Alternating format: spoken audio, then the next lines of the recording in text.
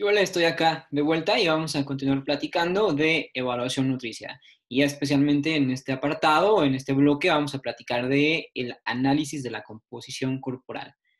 Bien, entrando entonces ya de lleno en el tema, pues bueno, hay que decir o hay que preguntarnos, ¿no? ¿Qué es el análisis de la composición corporal? El análisis de la composición corporal es una herramienta que utilizamos como parte de la evaluación clínica que nos permite de manera especial identificar de qué o cómo está constituido el paciente. ¿A qué me refiero? Los seres humanos estamos constituidos a partir de diferentes tipos de tejidos. Estamos constituidos a partir de tejido graso, de tejido magro, de tejido muscular, de tejido óseo y de agua. Básicamente cuando hacemos pruebas de la composición corporal, las hacemos intentando llegar a conclusiones sobre qué porcentajes de uno u otro tejido podemos llegar a estar presentando. Entonces, existen diferentes formas y métodos para evaluar a la composición corporal y en este curso vamos a hablar especialmente de algunos.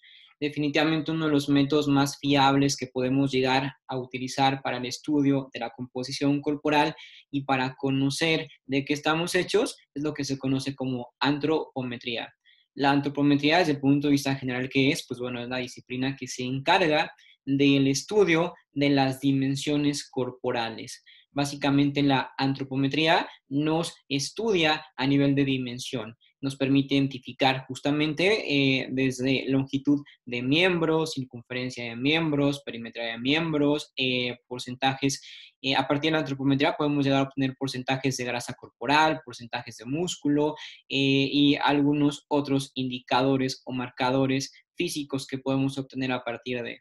Entonces, principalmente los análisis de la composición corporal los obtenemos a partir de técnicas antropométricas. En tu pantalla te presento algunos recursos que son esencialmente utilizados como parte de las herramientas de trabajo para hacer antropometría en el paciente, pero te menciono de manera muy particular a algunos de ellos que son como los más utilizados. En el caso, por ejemplo, de la evaluación de los tejidos grasos en el paciente, utilizamos este componente que se conoce como plicómetro. Este nos permite identificar lo que se conoce como pliegue cutáneo. El pliegue cutáneo lo podemos buscar a nivel tricipital, lo podemos buscar a nivel bicipital, lo podemos buscar a nivel subescapular, lo podemos buscar a nivel suprailíaco o podemos encontrar otros puntos también de evaluación de pliegue cutáneo que tienen relevancia clínica. De este lado de la cinta métrica, pues bueno, como básicamente seguro lo estarás imaginando, pues nos permite evaluar la longitud, desde la longitud de un miembro, la longitud, por ejemplo, de húmero, la longitud de tibia peroné, la longitud de fémur, hasta los propios perímetros, el perímetro o la circunferencia de brazo, la circunferencia de pierna, la circunferencia de cintura, la circunferencia de cadera. Es importante decir que esta cinta métrica tiene que ser, o la recomendación por parte de los organismos internacionales y de la gente que sabe, es que sea de tipo metálica, no plástica. Prácticamente es una mala estrategia el usar una cinta métrica de tipo plástica cuando hacemos evaluación de la composición corporal. Te preguntarás por qué, porque eventualmente las cintas plásticas pueden tener modificaciones con respecto a la elongación propia. Si tú, por ejemplo, una cinta métrica plástica la dejas en tu coche y ahí dura tal vez posiblemente 7 días, sometida a altas temperaturas, lo muy común es que el plástico se dilate y que luego cambie la longitud. Por eso preferimos siempre o utilizamos siempre la cinta métrica metálica. Acá abajo observamos lo que se conoce como estadímetro, que bueno, esto nos permite evaluar la talla o altura del paciente. Talla o altura del paciente, en términos de antropometría, es básicamente lo mismo, porque luego podemos llegar a confundir el término de talla. Talla no es si tú eres talla 5, 6, 7, 8, 9, 10, 11, 13, 20. No, talla en realidad es la estatura o la longitud completa en sentido vertical del paciente. Y estos que están por acá se conocen como antropómetros, que nos permiten, o también conocidos como pie de rey, que nos permiten evaluar la densidad de los huesos. Por ejemplo, podemos evaluar a partir de ellos la densidad del codo o la densidad, por ejemplo, de muñeca, la densidad, por ejemplo, de rodilla, de tobillo también. Hay diferentes, repito, formas de evaluación. Entonces, estos son algunos de los recursos que podemos llegar a utilizar justo para la práctica de la antropometría. Dentro de los talleres que yo tenía presupuestados para este curso en su forma presencial, pues teníamos justamente un taller en donde yo tenía el objetivo de llevar estas herramientas al aula de clases para que pudiéramos justamente hacer una práctica y ustedes pudieran obtener justamente algunos datos antropométricos de ustedes mismos o de sus compañeros y que pudiéramos obtener algunos datos importantes sobre la grasa corporal, sobre la masa muscular. Sin embargo, pues bueno, es prácticamente lo que hemos estado viendo sacrificado a partir de este modelo de virtualidad. Esa era fundamentalmente la idea que yo tenía. Podemos sacar un montón de datos a partir de las pruebas antropométricas, datos desde ya cuando obtenemos los datos y los llevamos a determinadas ecuaciones, podemos obtener datos como el porcentaje de grasa corporal, el porcentaje de masa muscular, el porcentaje de peso teórico, porcentaje de peso habitual, porcentaje de cambio de peso, el propio IMC que ya saben calcular, datos como el AMB, datos como la masa muscular total del paciente, la masa, perdón, magra total del paciente, datos como la densidad. En realidad podemos obtener todos estos datos que están acá en su pantalla, que esta es una hoja evaluativa mía que suelo utilizar para el manejo del paciente deportista que quiere conseguir cambios importantes en la composición corporal. Son datos que yo obtengo a partir de la evaluación de estos pacientes para obtener pues un diagnóstico muy preciso o muy certero. El número de datos que obtengas pues va a depender completamente del tipo de paciente que tú estés teniendo o del objetivo que tengas con él. Cuando hablamos, por ejemplo, tal vez de un paciente con obesidad o con sobrepeso, pues muchos de estos indicadores salen sobrando. ¿Por qué? Pues porque pues, al final lo que queremos con ese paciente es que el paciente baje de peso, que pierda masa. Pero cuando hablamos, por ejemplo, de un paciente que hace deporte, que quiere conseguir cambios en su composición corporal, puesto que posiblemente quiere que exista un equilibrio de la masa muscular con respecto a la masa grasa, pues bueno, vale mucho la pena hacer todo este tipo de marcadores. ¿Cuáles son los marcadores o mediciones más importantes o que por lo menos tú deberías de tener en cuenta porque son los que tienen principal relevancia clínica? Primero, el peso corporal. Ya sabes que el peso corporal y la talla nos permite predecir si el paciente tiene o no sobrepeso o obesidad. Definitivamente van a ser los dos marcadores más importantes sobre la antropometría del paciente. El segundo, bueno, más bien tercero, sería el peso corporal habitual. Y es que ya te platicaba en la presentación anterior que un paciente que pierde peso de manera dramática y progresiva en corto tiempo, pues es un paciente de riesgo nutricio. Entonces hay que estar pendiente de cuánto está pesando ahorita el paciente y cuánto estaba pesando anteriormente. Lo mismo en un paciente que está haciendo dieta, la pérdida gradual de dieta, pues puede ser una pérdida saludable o el paciente puede estar posiblemente sometido a una dieta altamente rigurosa en donde la pérdida sea exponencial y luego a mediano o largo plazo pues vemos efectos justamente de esa pérdida tan dramática que no es recomendable, que no es saludable. ¿Sí? Incluso si hablamos, por ejemplo, de lo que la propia OMS sugiere, es que la pérdida de peso gradualmente sea de 250 gramos por semana, ¿sí? Prácticamente de un cuarto de kilo. Entonces, ya cuando tenemos algún paciente en la realidad, pues bueno, hacemos ciertos cálculos para que pierda determinada cantidad de peso, obviamente siempre con todo el sentido de la ética y buscando que esta pérdida sea una pérdida saludable. Acá abajo encontramos también a lo que se conoce como los indicadores de la circunferencia de cintura y cadera que nos van a permitir obtener la ecuación del índice cintura-cadera, que ya sabes, o porque ya lo vimos anteriormente en rehabilitación cardiovascular, que el ICC nos va a funcionar para predecir riesgo cardiovascular en el paciente. En el caso de la circunferencia de muñeca o del diámetro de codo con el pie de rey o antropómetro, nos van a permitir identificar la complexión física del paciente, entendiendo que hay tres tipos de complexión física.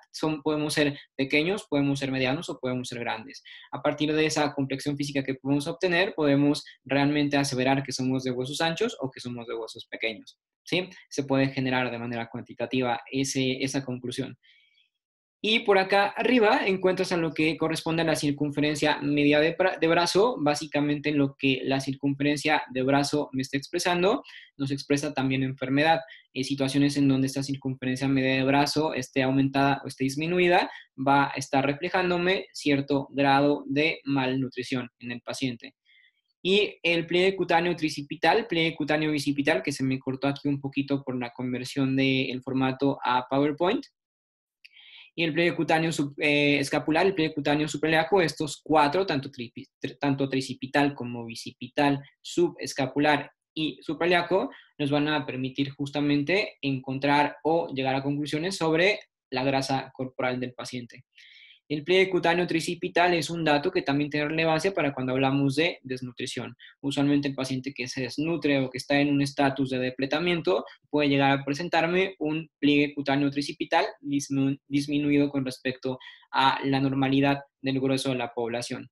Entonces, dentro de los datos, repito, antropométricos más importantes que podemos llegar a obtener, pues bueno, son estos, ¿vale? A partir de algunos datos, de estos datos en particular, podemos hacer ciertas ecuaciones para obtener resultados sobre el estado nutricional de los diferentes compartimentos corporales del paciente. ¿Qué tengo que decirles también para que no nos vayamos a confundir? Que cuando yo hablo de masa grasa, especialmente hablo de todo lo relacionado con el tejido adiposo, ¿sí? Todo lo relacionado con mantequita. Cuando hablo del agua, hago referencia especialmente tanto al agua intracelular como al agua extracelular. Somos prácticamente 70% agua a nivel de toda la composición corporal. Y ahora sí, cuando hablo de masa magra, hablo fundamentalmente de todo lo que está alejado de la grasa. La masa magra, por ejemplo, pues puede ser la propia masa muscular, las vísceras, los huesos, la sangre o la linfa. Todos esos componentes van a ser considerados como masa magra, ¿sale? Entonces la masa muscular es un componente de la masa magra. Sí, esto quería, tal vez ya lo sabían, pero quería recordarlo para que no nos estemos confundiendo con la contextualización de los términos. Ya te decía yo que la manera más eficaz, más real y más certera de conocer la antropometría del paciente, pues es definitivamente hacer las pruebas de manera analítica, ¿sale? De manera personalizada con cada paciente. Sin embargo, en la actualidad tenemos lo que se conocen como dispositivos de bioimpedancia. Los dispositivos de bioimpedancia, tienes en tu pantalla uno, este es un dispositivo manual de bioimpedancia, nos permiten determinar justamente a partir de una técnica física que se carga en este tipo de dispositivos el porcentaje especialmente de grasa corporal.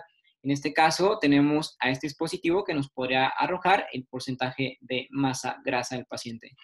Tenemos también este tipo de básculas, que las básculas pues, nos permiten evaluar el peso del paciente y también nos permiten evaluar porcentaje de grasa corporal. Sin embargo, este tipo de básculas tienen una cosa distinta en comparación al equipo previo, y es que este tipo de dispositivos también nos permite evaluar el porcentaje de masa muscular, el porcentaje de masa ósea y el porcentaje de agua. En algunos casos también, dependiendo del sistema operativo de la báscula, nos permite evaluar el requerimiento energético del paciente.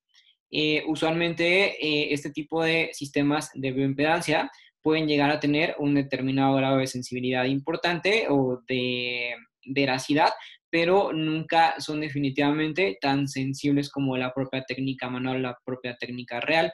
Definitivamente muchos de estos dispositivos pueden llegar a presentar sesgos con respecto al resultado, puesto que depende mucho de la calidad y depende mucho también de la cantidad de electrodos que este sistema tenga. Te explico más o menos cómo es que nos arroja resultados. Cuando el paciente se sube a la báscula, el paciente se coloca sobre electrodos plantares, que son estos que están por acá, ¿sale? Entonces el paciente está pisando los electrodos plantares. Al mismo tiempo, el paciente va a sujetar electrodos manuales que están por acá, en la parte de las manos. Entonces tenemos tanto electrodos distales como electrodos proximales.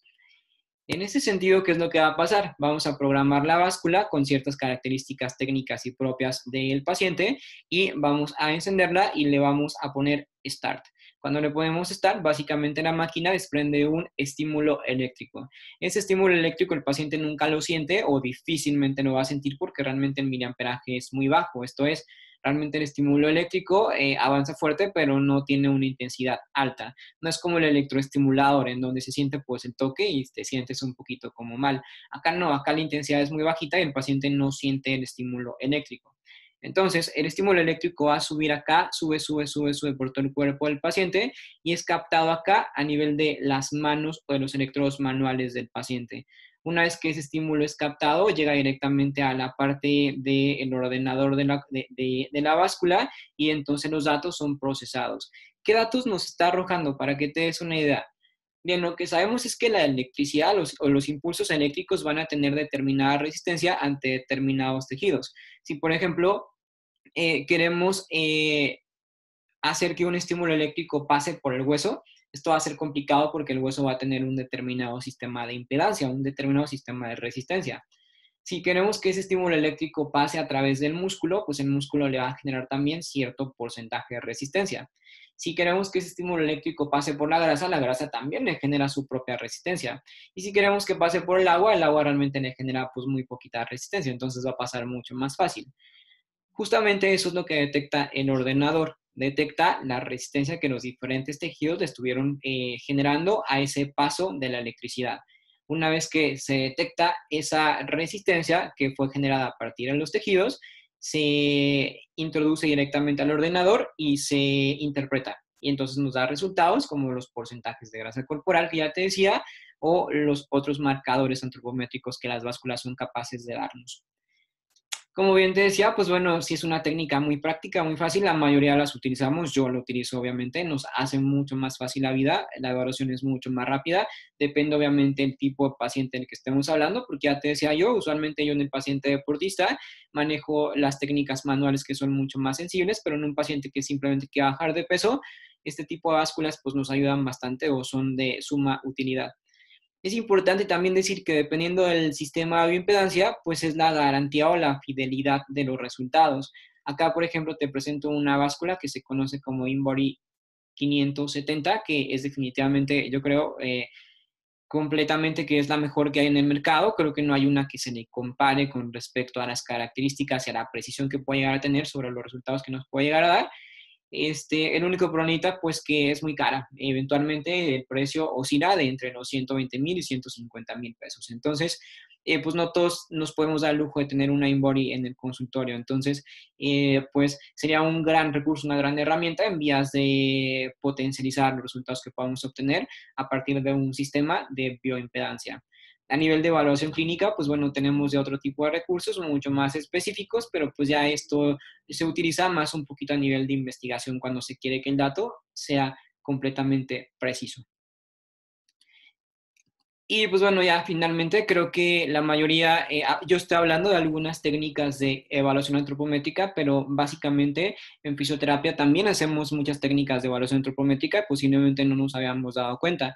El simple hecho, por ejemplo, de evaluar la fuerza, básicamente requiere de un análisis antropométrico del paciente. En este sentido, ¿por qué? Porque a través de una propia escala de Daniels podemos obtener datos cualitativos o cuantitativos también, tanto cuali como cuantitativos, sobre el estado de la fuerza del paciente. Cuando hablábamos especialmente, por ejemplo, de técnicas como la dinamometría para evaluar fuerza del paciente o las pruebas isocinéticas para evaluar la función de los músculos agónicos y antagónicos, evaluamos también la fuerza desde el punto de vista cuantitativo y es una forma de hacer antropometría. Cuando evaluamos el tono, pues bueno, podemos hacer algunas técnicas cuantitativas como la propia técnica o la propia prueba de Ashworth que nos permite determinar si el paciente tiene normotono, hipertono, hipotono y algunas pruebas ya más cuantitativas como la electromiografía o los potenciales evocados nos permiten evaluar también el estado de tonicidad de los componentes musculares.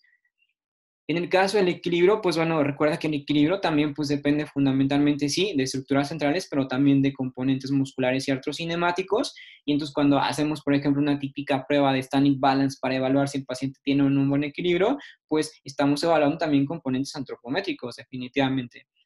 Cuando hacemos alguna prueba para determinar la función de algún músculo, existen un chorro de pruebas funcionales que podemos llegar a utilizar para evaluar si el cuádriceps trabaja bien, si el tríceps trabaja bien, si la cabeza, el tríceps, si la cabeza, perdón, de el bíceps braquial, la cabeza larga funciona bien o está comprometida, pues utilizamos pruebas funcionales.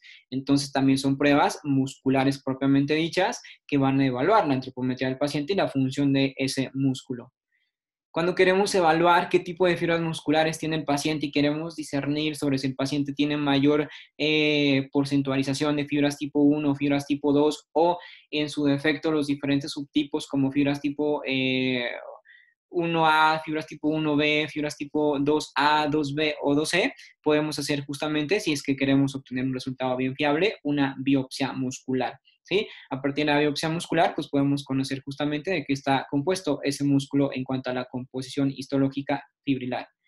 De manera subjetiva, más o menos viendo a los pacientes, podemos también determinar más o menos de qué tipo de fibras porcentualmente tiene el paciente de forma predominante. Cuando hablamos del somatotipo, pues bueno, en el somatotipo también podemos llegar a hacer algunas pruebas especialmente de lo que más se usa son las técnicas de Carter o las técnicas de Isaac para a partir de esos resultados sacar el somatotipo al paciente. Anteriormente, pues bueno, decíamos que el somatotipo lo dividíamos únicamente en tres, que es ectomorfo, mesomorfo y endomorfo, pero actualmente sabemos que no, que hay realmente una gama más amplia, tenemos 12 somatotipos diferentes y entonces las técnicas de Carter y Isaac a partir de la evaluación antropométrica nos pueden ayudar a sacar el somatotipo del paciente. Especialmente Carter en lo personal la considero mucho más útil para el paciente ordinario y Isaac la considero mucho más útil para el paciente que hace deporte. Sin embargo, Isaac también puede ser adaptado sin ningún tipo de problema al paciente ordinario, pero sí tiene un poquito de mayor utilidad en el paciente que hace deporte. Finalmente, existen también algunos otros métodos para conocer la composición corporal del paciente, como la propia tomografía axial computada, que es una técnica de imagen, la propia resonancia magnética nuclear o en laboratorio la propia densitometría que nos permite también conocer de qué estamos hechos. Sin embargo, pues bueno, el problemita por acá va a ser que una tomografía, una resonancia o una densitometría pues tienen obviamente un costo más alto. Entonces, las pruebas que solemos utilizar, pues son pruebas mucho más prácticas, mucho más técnicas, que no tengan implícito un alto costo.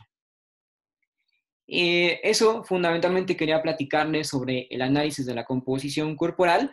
Quedo pendiente de cualquier duda y nos estamos viendo entonces en la sesión virtual para poder hacer retroalimentación con ustedes. ¿Sale? Que tengan un buen día.